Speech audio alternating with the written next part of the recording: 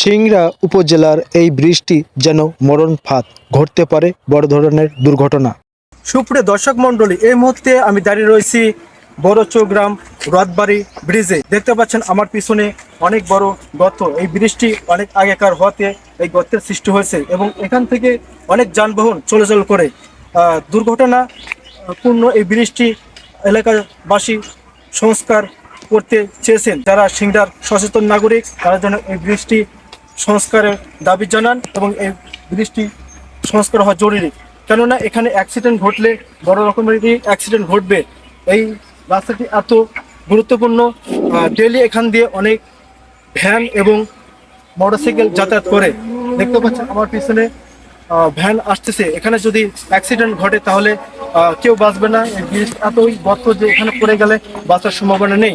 তাই জনগণ দাবি করেছেন এই বৃষ্টি যেন সংস্কার হয়, নতুন রূপে এই বৃষ্টি করা হয়। এই বৃষ্টি অত্যন্ত গুরুত্বপূর্ণ।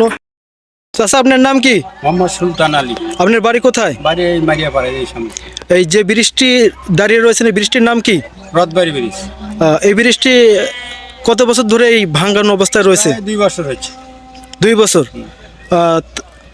নেতারা পদক্ষেপ নেয়নি, স্থানীয় নেতারা কোনো পদক্ষেপ নেয়নি। অনেকে ওই খালি 2 পাশে সাইনবোর্ড দিয়ে তো কোনো কাজ হচ্ছে না। প্রশাসন আসছিল, এই সিংড়া থেকে প্রশাসন আসছিল বা ইউনো সাহেব এসে একটু ব্যারিকেড দিয়েছে ভাঙুনটা, তারপরে কোনো ইট নাই। এখন তো এটা মরণ ফাঁদ হয়ে গেছে। যে কোনো মুহূর্তে মানুষের প্রাণহানি ঘটবে, অবশ্যই ঘটবে। এবং যদি দিনে কোনো রকমের বাঁচে, তার রাতের বেলা তো আসলে অনেক অচিন লোক হলে, অপরিচিত লোক হলে আসতে পারতে 100% এখানে তার এখানে গর্ত পড়ে গেলে নিশ্চিত মৃত্যু। নিশ্চিত মৃত্যু। এখন আপনাদের দাবি কি? আমার দাবি এই ব্রিজটা নির্মাণ করা, মানুষ ভাঙ্গা নতুন করে করা, এটাই আমাদের প্রত্যাশা। এক্স রিপোর্ট, জনতার চলন বিল।